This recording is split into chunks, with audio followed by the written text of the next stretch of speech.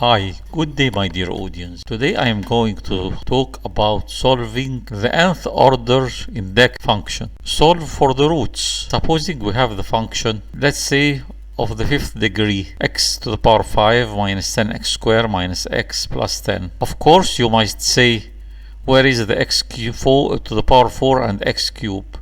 Not necessarily. It could be found. Actually, this equation could be written in the form y, and solving for an index equation means finding the roots, that is when y equals to 0. The above equation, x to the power 5 minus 10x squared minus x plus 10, could have been written in the form of x to the power 5 plus 0x to the power 4 plus 0x cube minus 10x squared, returning to our original given, minus x plus 10.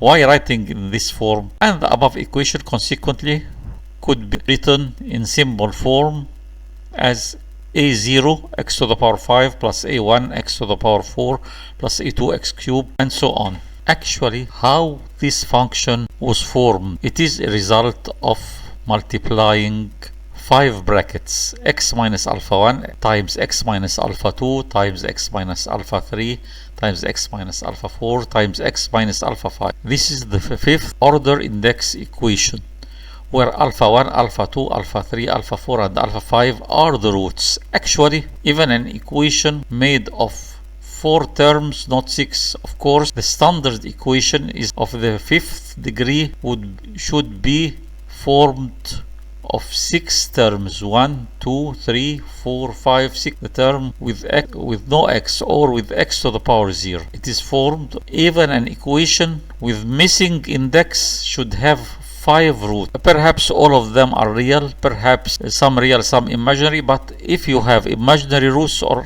complex, meaning real plus imaginary, they would be conjugate root. If you have, for example, 5 minus j3, you will have 5 plus j3. So if you have, for example, 5 roots for this equation, for example, they could be always all of the 5 roots real.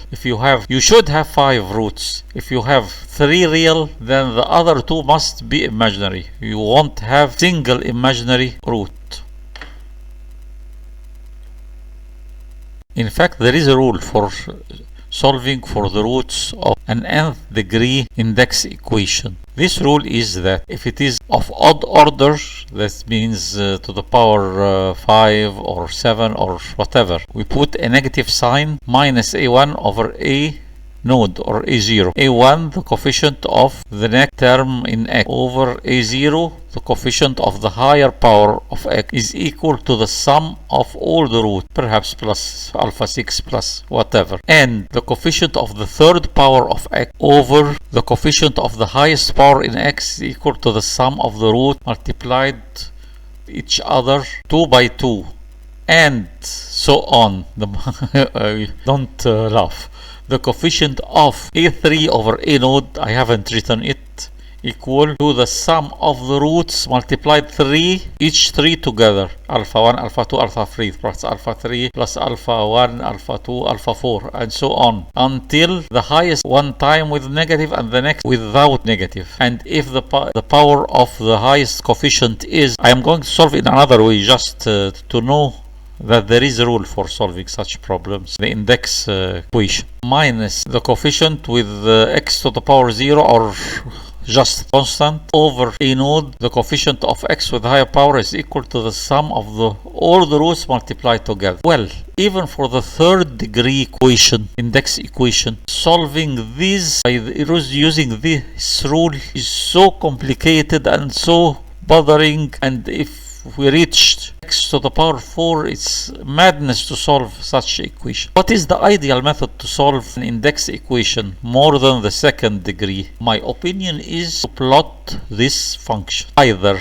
on a graph paper or plot it using the computer. For those who doesn't know computerized method, it's better to plot it on graph paper. Here, plotting the function, as you see, my friends, we found that, but this is made by computer graphing CSV files. You can make it on graph paper, plotting the function. It have cut, you see here, this is the number of trials. I started using a trial You could shift it if you find it out of your range. I started with minus 1.5 and ended with 2.5. The third trial corresponded to the value minus 1 in x, where the function here is 0. So minus 1 is a root, and we intersected the axis at 11.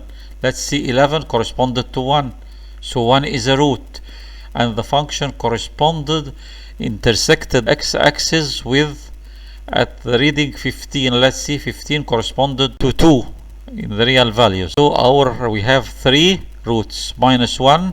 Note that 3, 11 and 15 are just trial numbers, which would be x minus minus 1, x minus 1, x minus 2. So this would give us an equation.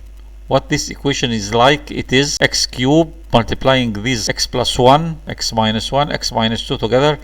We'll have x cubed minus 2x squared plus x plus 2. So this means that we have only 3 real roots. How would can we find the imaginary roots? So easy. We just divide by long division. That's it. We use the long division to find the expression containing the 2 remaining imaginary roots.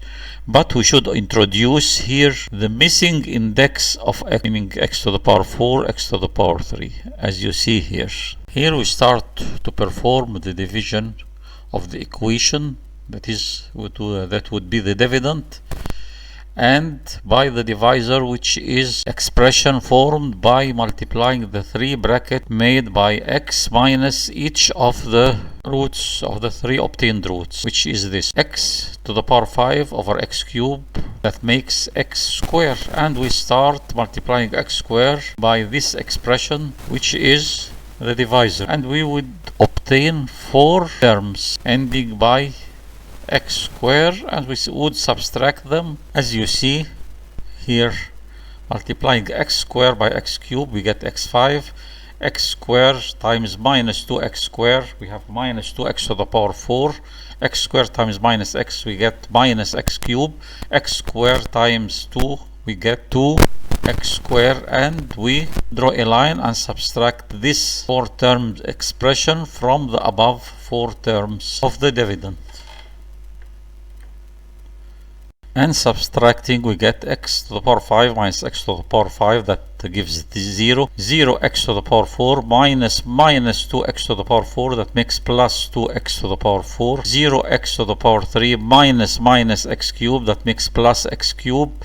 Minus 10x squared minus 2x squared, that makes minus 12x squared, and we drop the minus x, and we divide 2x to the power 4 by x cubed, we get 2x, and we remultiply the 2x by these 4 terms. 2x times x cubed, we get 2x to the power 4. 2x times minus 2x squared, we get minus 4x cubed.